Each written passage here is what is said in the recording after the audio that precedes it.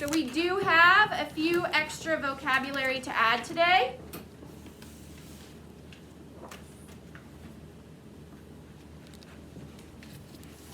So go ahead, draw a line underneath the,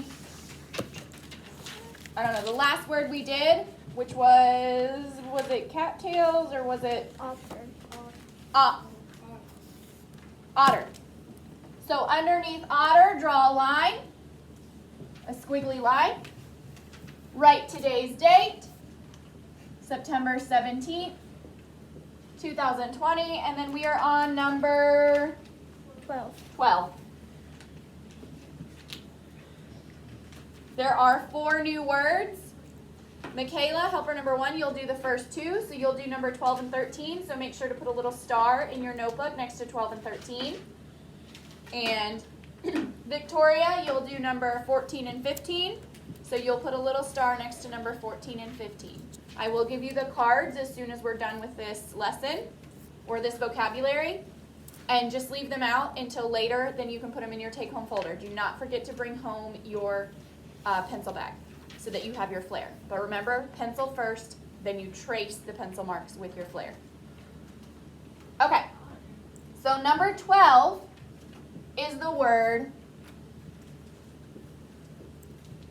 bayou. Now that word looks like bayou, but you say it bayou. So everybody repeat after me. Bayou. Bayou. Look at the word while you say it so that you know. Either look at it up here or look at it in your notebook so that you know when you get to this word when you're reading, you don't say bayou, you say bayou. So look at the word and repeat after me. Bayou. Bayou. Bayou. Bayou. One more time. Bayou. Bayou. All together. Bayou. Bayou. Okay, a bayou is a noun. Oh, sorry. Bayou is spelled B-A-Y-O-U.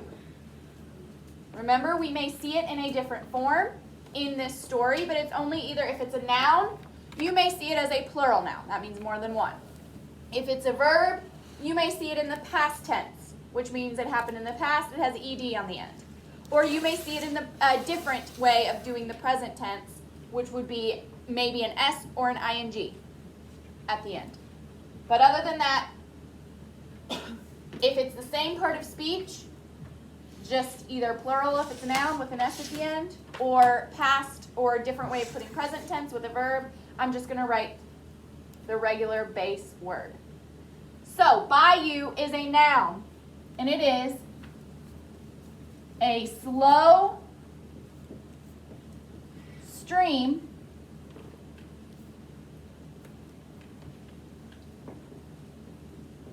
that flows. So a slow stream that flows in marshes, and notice I didn't start marshes all the way next to the pink line, so I knew it wasn't a new word. That flows in marshes or lowlands. You don't have to start the second line with marshes. That's just because I don't have enough room to keep writing it and then everybody be able to see.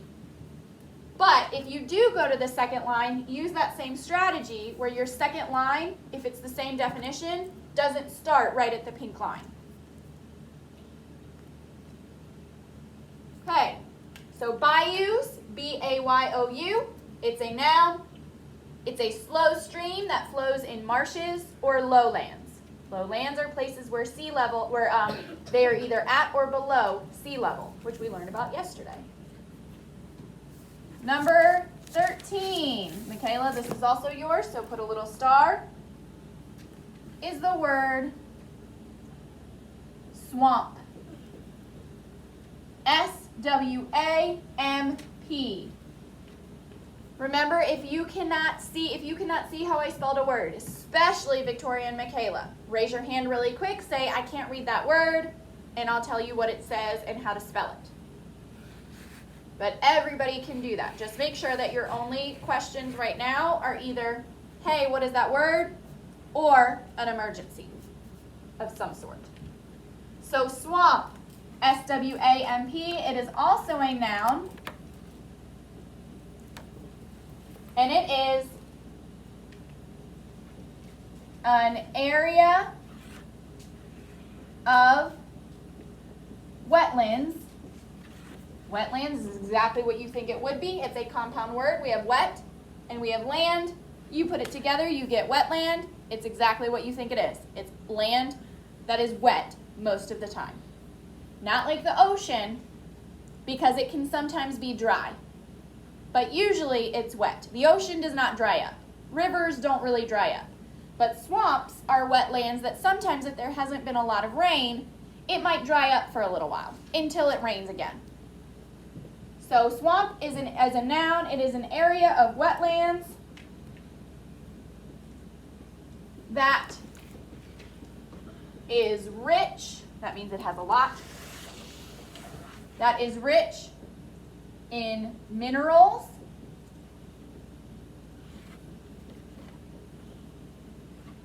plant life, and trees. Being rich in something means you have a lot of it. So swamps are an area of wetlands. That means the land is usually wet, but it can dry up. That is rich or has a lot of minerals, plant life, and trees. So it's not wetland, again, like a river or the ocean. Does it have a lot of plant life, like sticking out of it? No. But wetlands, because they're dry sometimes, that means the water isn't super deep. And because they are dry sometimes, these plants are able to survive. They are plants that need a lot of water, but they can survive. So that's why they grow well in wetlands, because it is wet a lot of the time. But it's not wet all the time, so they're still able to get sunlight and things like that. Swamp, S-W-A-M-P. It is a noun. It's an area of wetlands that is rich in minerals, plant life, and trees. Okay, next word, number 14. Victoria, this is yours. Go ahead and put a little star next to it. It is the word guide. Now, normally we think of this word as an action, something that you do, you guide someone. But in this story, it is a noun. It's a thing. It's a person. G-U-I-D-E. In this story, we're not going to be using it as the verb to lead someone, because we're going to be talking about a person who is a guide. So a guide is a noun, it's a person.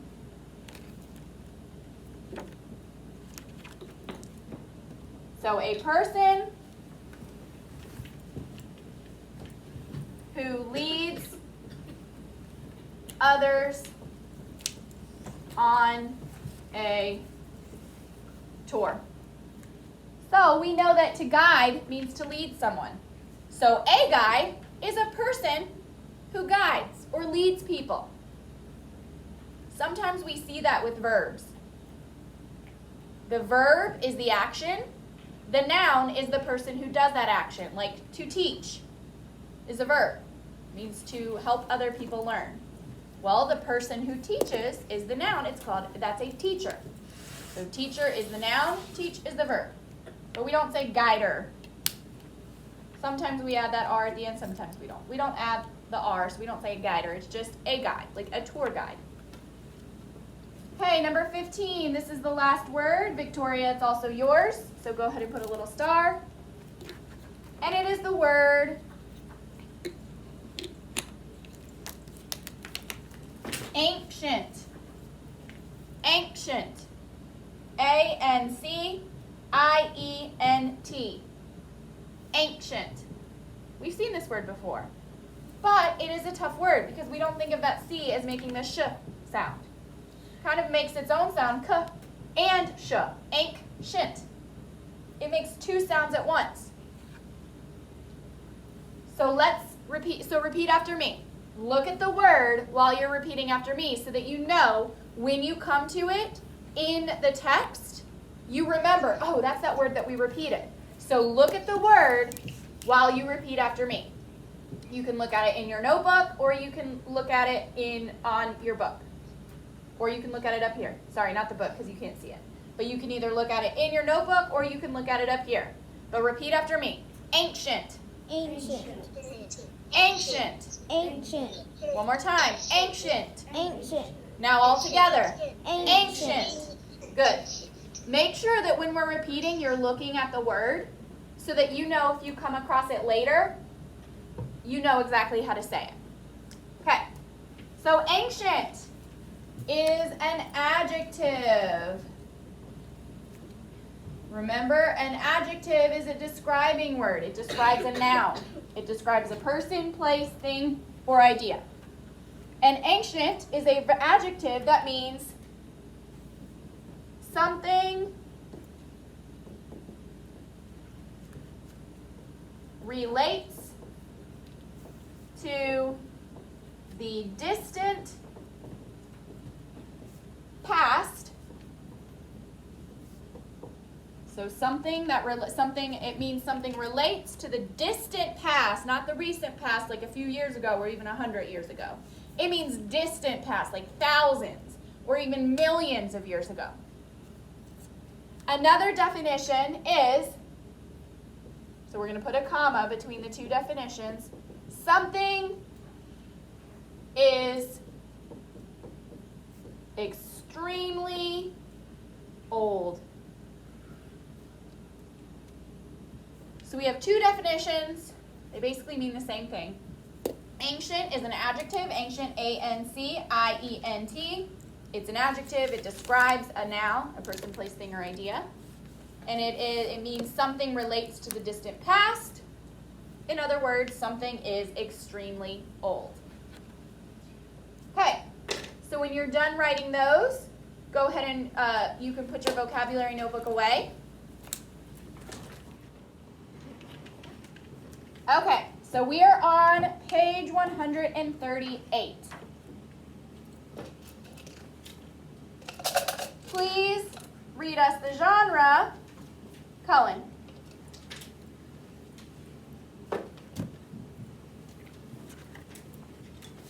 Genre. Loud and slow. Amazing articles. Not amazing. What does that say?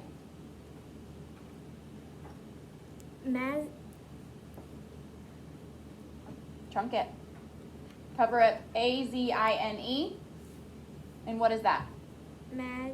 Cover up mag and Z-I-N-E. It's just a short A sound. Cover up M-A-G-A. Zen. But you have an E at the end. So that makes that long. Usually the E at the end makes the vowel long. Zine. So if you put all those sounds together, mag-a-zine. It sounds kind of like a word you know. That's not a word. Magazine is not a word, but it sounds like a word you do know. Which is what? Imaginary. No, that doesn't sound anything like that word. Michaela, what word that you know does magazine sound like? Magazine. Do you hear that? Imaginary does not sound like magazine. Magazine does sound like magazine. And sometimes an I can make an E sound. So do you see how chunking it, thinking about what it literally says, helps you to realize, wait, there's a word I know that sounds a lot like that. So this must be magazine. Okay. Magazine articles give facts and information about interesting topics. Good. So magazine articles, are they fiction or nonfiction? Are magazine articles fiction, which means they are made up, or nonfiction, which means they're not made up? Zari. Nonfiction. They are usually nonfiction. It can especially see that because it says facts and information. Fiction usually does not include facts or information. Cullen, tell us the text feature that we're going to be studying today. Maps are drawings of all or parts of areas. Of an area. Of Good. So we're going to be reading maps today, which is perfect because we're starting social studies. So it will really help us when we get to our maps and social studies. Okay, so Cullen, go ahead. Let's start the story. Read the title, the author, and we don't have an illustrator. We have a photographer. Into the Swamp by Elizabeth. Just slide chart, maybe? I really don't know. By Elizabeth Slychart. Photos by C.C. You can just say CC. That's an abbreviation. So it's like breakfast for your brain. When I abbreviate it BFYB. So sometimes I say BFYB, but I wouldn't say B period Y period. You can just say the letters. Okay? Photos by C.C. Larkwood. Good. Okay? This is short, so I'm going to let everybody just read one paragraph today. Good. So we're reading Into the Swamp and Kingston. Go ahead and read next. Loud and slow. You're just going to read that first block of text on page 138. Loud and slow. So those of you at home, if you can't quite hear him, just read that first block of text in your head slowly. Not fast. Slowly in your head too, so that you can really think about what you're reading as you read it. Okay, go ahead. How would you like A little louder. How would you like to float through twisting canals? That's one of our vocabulary words. We said it out loud too. Bayous There. by streams. Look how we have streams in parentheses next to bayous. That's just saying if you have a word or a couple words in parentheses after another one, in something like this, that's usually telling you another word for it. This is a synonym for that word. And lakes. Some kids from the city of Slower. Some kids from the city of Baton Rouge. Baton Rouge, Louisiana did just that. A little louder. They went canoeing in a huge Use the pronunciation key. There you go. Atchafalaya. Let's everybody, or finish that sentence. Atchafalaya. Okay, pause. Everybody put your finger underneath Atchafalaya so that you can still see it. Look at it while you repeat after me. Look at the word. Don't look at me. Look at the word while you repeat after me. Atchafalaya. Atchafalaya. Again, Atchafalaya. Atchafalaya. One more time, Atchafalaya. Atchafalaya. Now, all together, Atchafalaya. Okay, keep going, Kingston. Baton Rouge. Baton Rouge is only 20 miles. Keep, yeah. 32 kilometers from the swamp. Most of the kids had never been there before. Now they were able to explore it and That's the word winding. If we're using W-I-N-D as an adjective, like a describing word, it would be winding. Because it means like winding, like it goes like this. It's not straight. Okay, very good. So we can see at the bottom a picture of some people canoeing on the Atchafalaya Swamp. Okay, read the next paragraph. Loud and slow. Michaela. Loud and slow. So Michaela is just going to read that first block of text on page 139. So if you can't hear her, read just that first block of text, that first paragraph on page 139, slowly. Go ahead. The kids met up at the boat dock before sunrise. They could not wait to push off and start their adventure. They were especially excited about camping out the night before, getting in. Oh, not the night before, so go a little slower. But they were especially excited about camping out. That night before. Nope, there's a period, so That night there you go. Then we start the new sentence, which starts with, before getting into their community. They they crowded around a map of the Atchafalaya. Good. Very good. And I can see that you were really studying that word while we repeated it. So when you came to it, you didn't even struggle. You'd already had your brain memorize how to say that difficult word.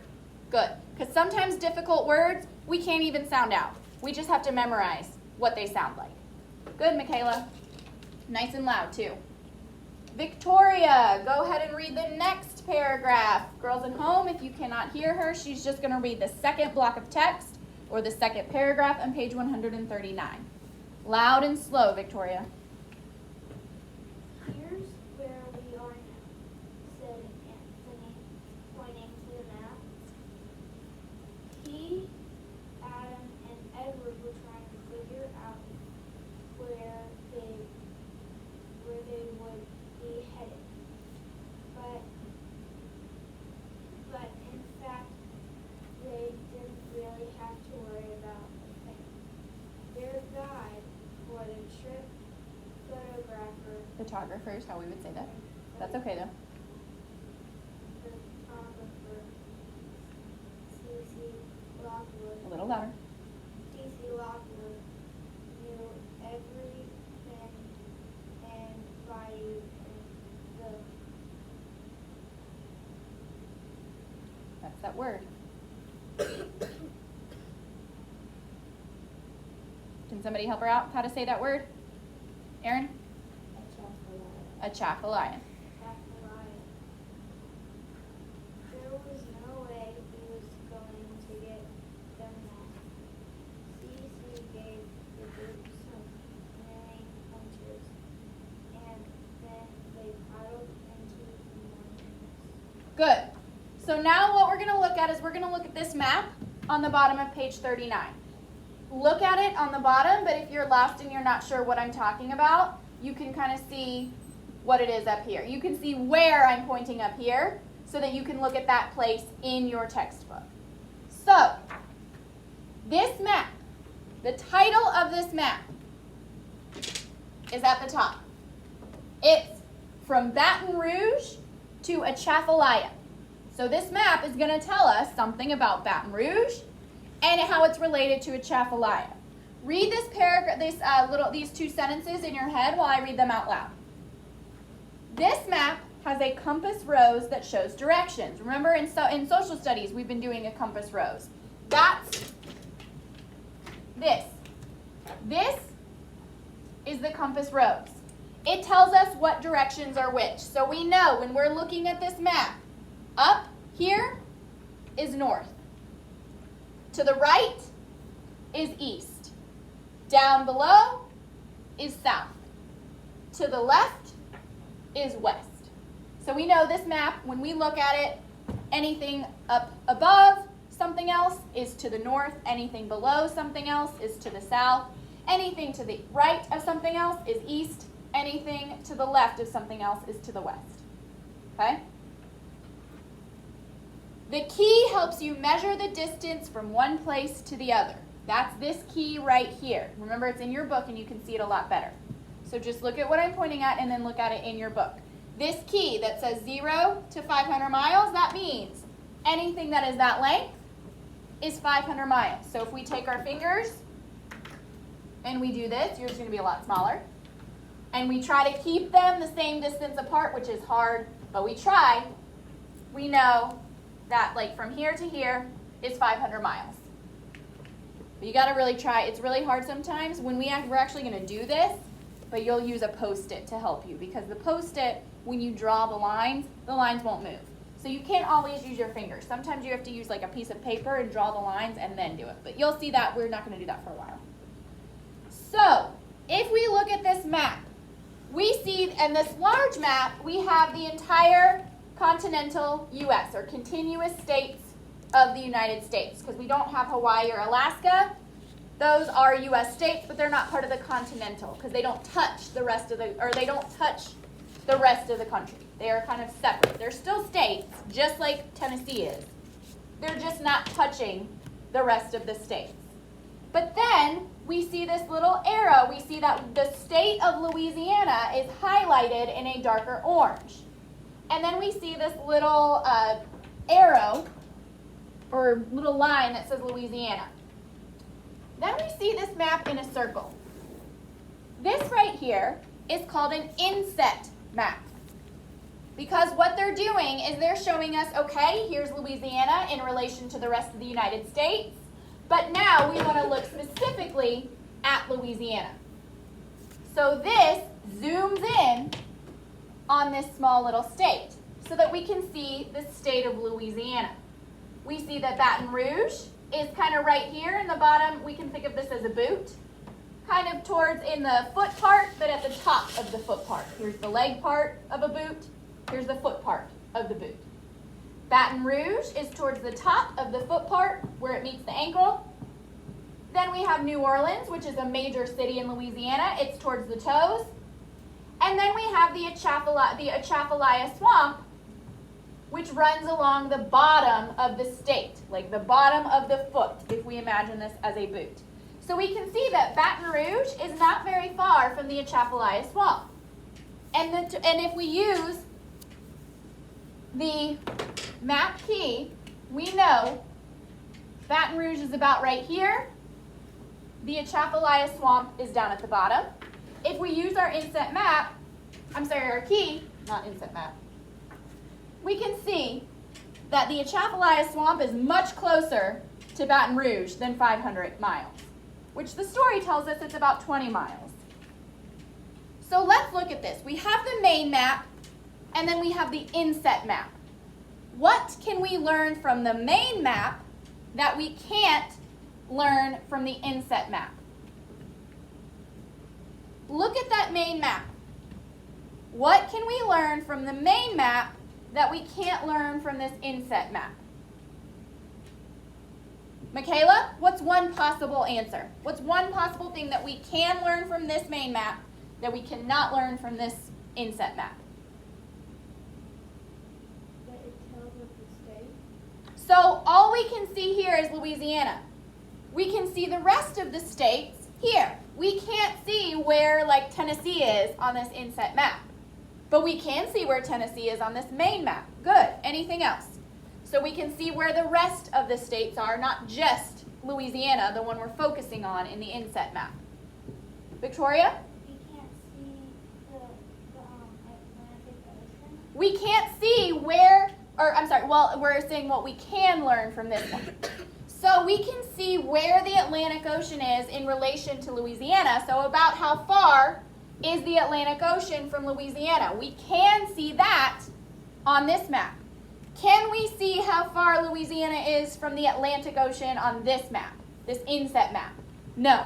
We can also see how far in the main map. We can also see about how far it is from Mexico, about how far it is from Canada, about how far it is from the Pacific Ocean, and about how far it is from any other state other than these border states. Anything else? Colin? We can see the whole entire USA. So we can learn more about the whole entire USA by looking at this map. But what can we learn from this inset map that we can't learn from the main map? What can we learn from this inset map that we can't learn from the main map? Smith? We can learn where Baton Rouge is. Good. We can learn where Baton Rouge is. It's here. Until I pointed to it here, do we have any idea where Baton Rouge is on this main map? What about New Orleans? No. What about the Atchafalaya Swamp? No. So inset maps show us more detail of small areas, which sometimes we need to know the details. Main maps show us the big picture. Sometimes we need to see the big picture. So they are both important. They are both helpful, just in different ways. Yes, sorry, quickly.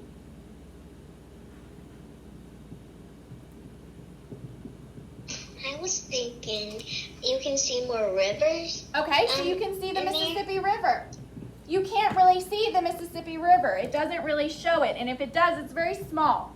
Why do you think they showed us where the Atchafalaya Swamp was on the inset map rather than the main map? Why do you think they showed us where the Atchafalaya swamp is on the inset map instead of the main map?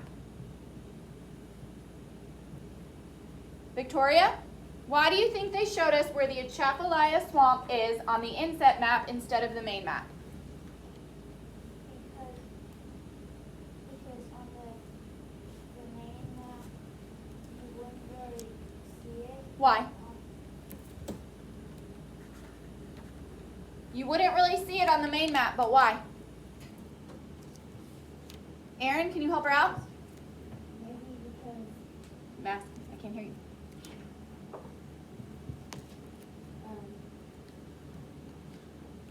it's in Louisiana, so why would you see part of Louisiana? And not, okay, because they're showing you Louisiana, so of course they're going to show you.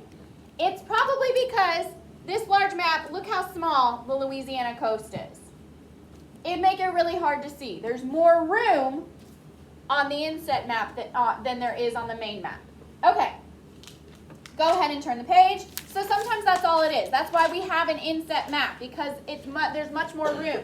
Look how much bigger Louisiana is on this inset map than it is on the main map. There's no way we could show everything in Louisiana on this main map. We need an inset map. Okay, go ahead and read next on page 140. Erin.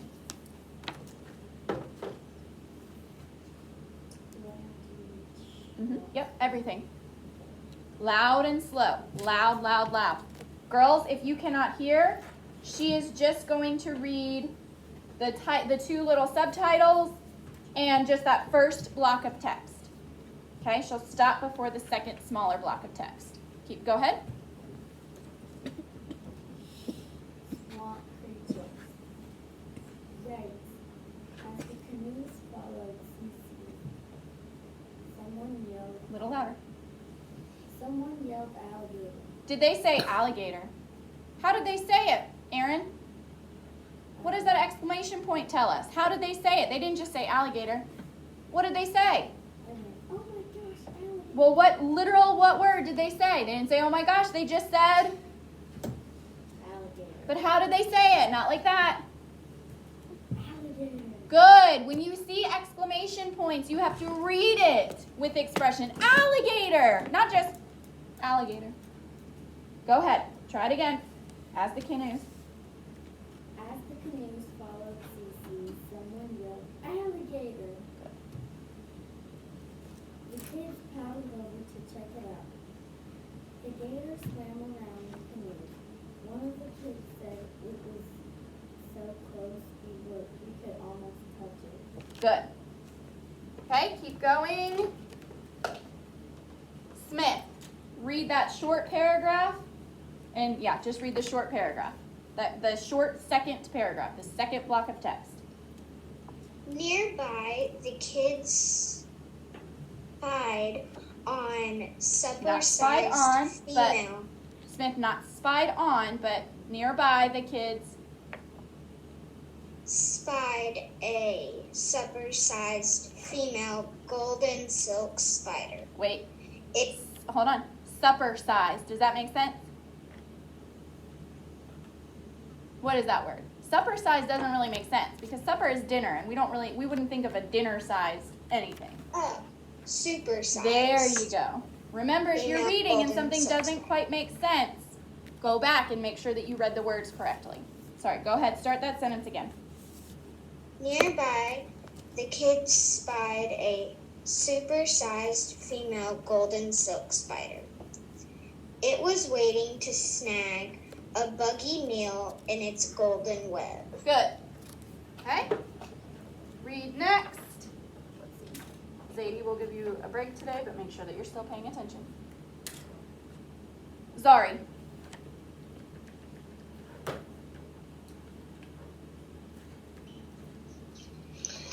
Check it out. Not check, but Checking it out. good. It out.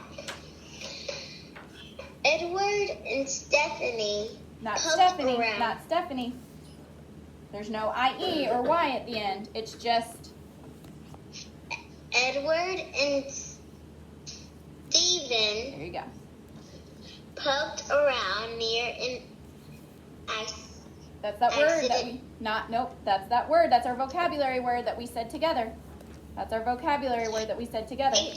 There you go. Ancient bell. C.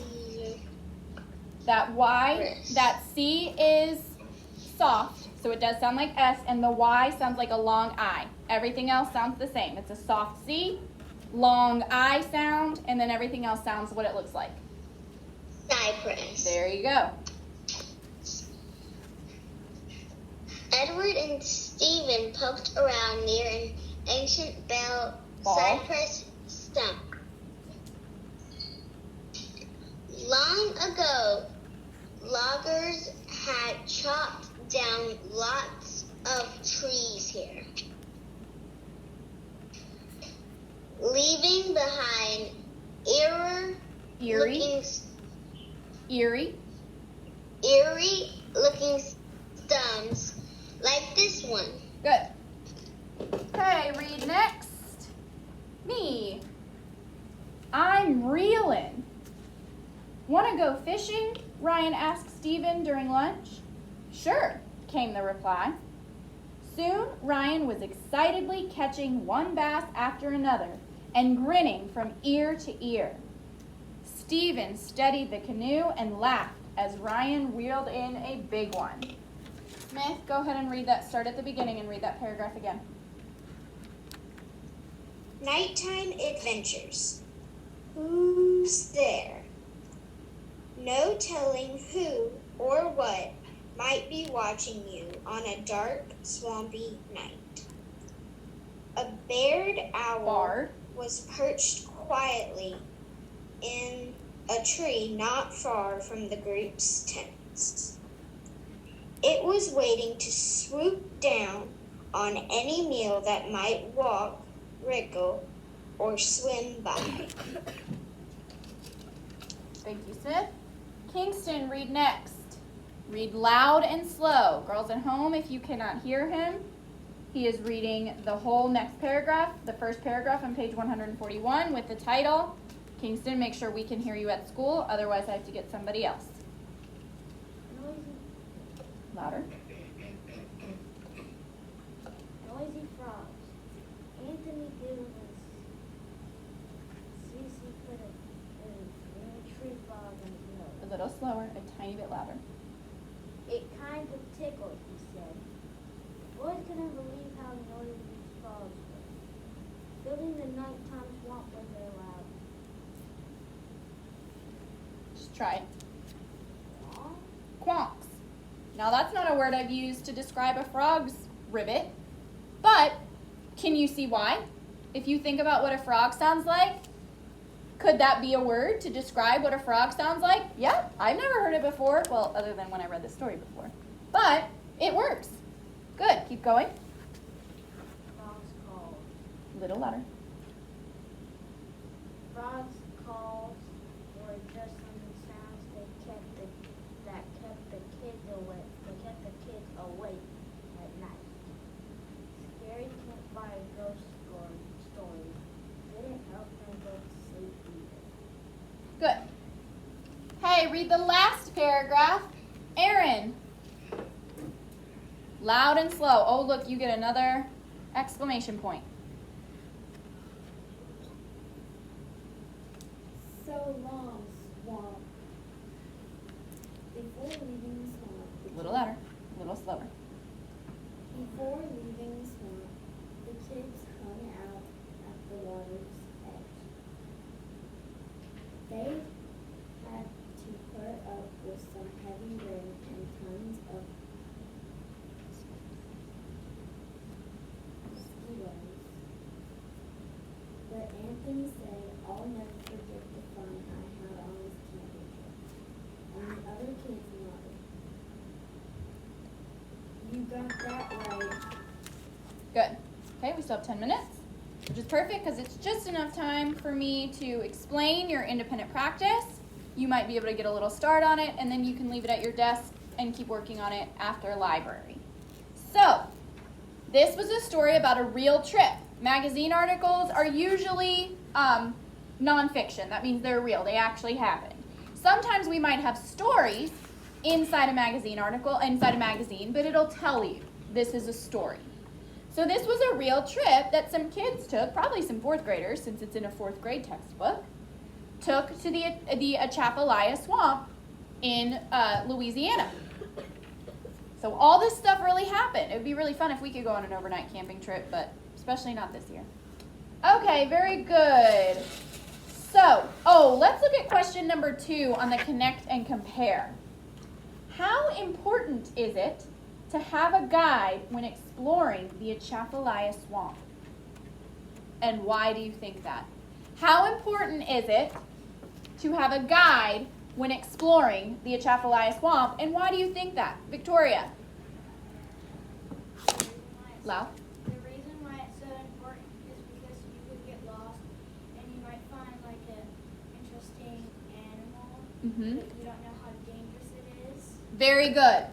Very good. You're exactly correct. They told us the Atchafalaya Swamp is really big. We can see that it's really big. You might get lost. It has winding rivers. That means it goes around like this, like very curvy, and then there's little streams that come off of it. You could very easily get lost in a place like Atchafalaya Swamp. Plus, there's lots of animals.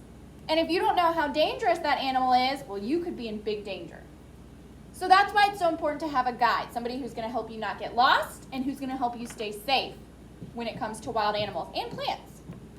Because they can tell you, hey, that plant is poisonous, don't touch it. Don't eat it.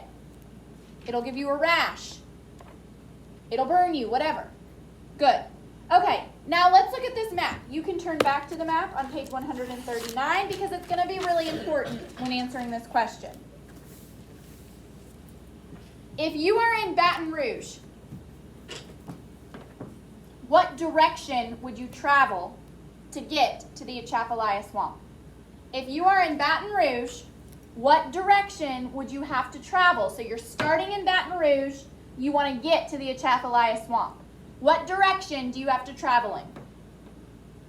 Don't tell me what direction Baton Rouge is from the Atchafalaya Swamp. Tell me what direction would you have to travel in if you're starting in Baton Rouge and you want to get to the Atchafalaya Swamp. Use your compass rose to help you. Zadie? South. South. Because you're starting in Baton Rouge and you have to travel down on the map, which means you're traveling south.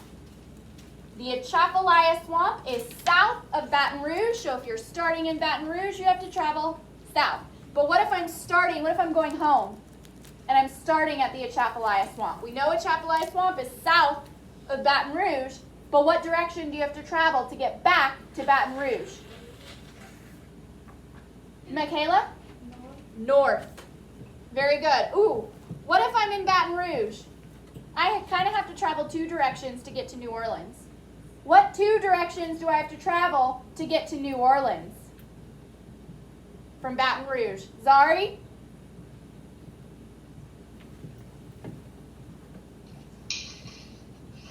East. East, because we're going to the right, and North.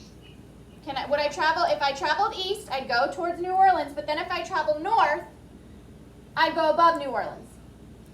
South.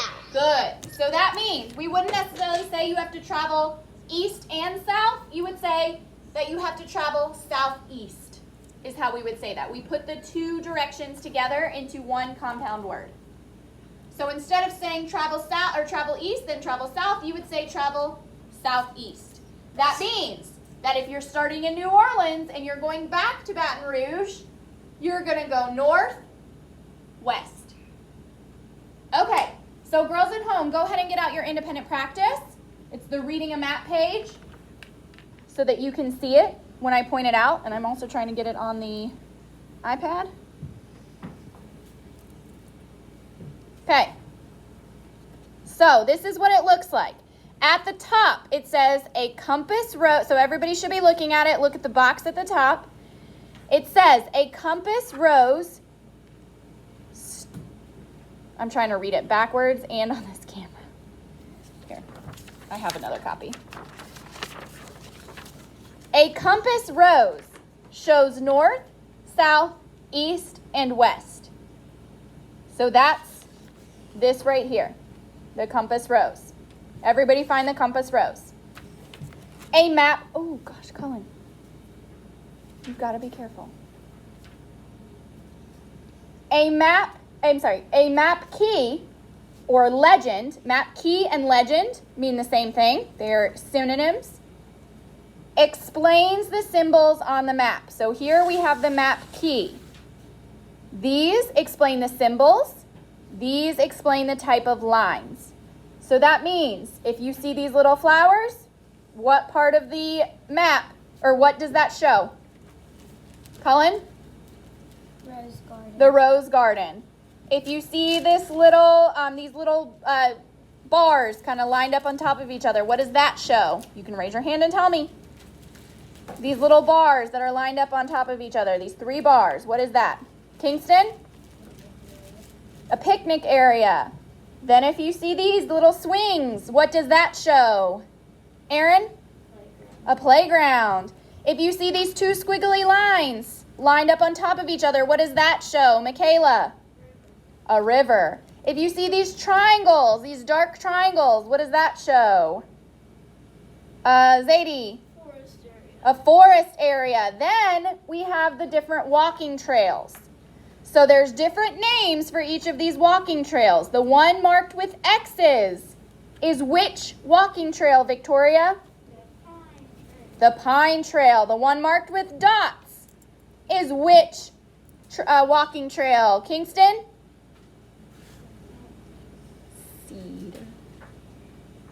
Seed. The cedar trail. That's a type of tree. And then the one marked with dashes is which trail? Cullen? Redwood trail. The redwood trail. And then we have the big square, which just shows the visitor center. So what you're going to do is number 1, 2, 3, and 4.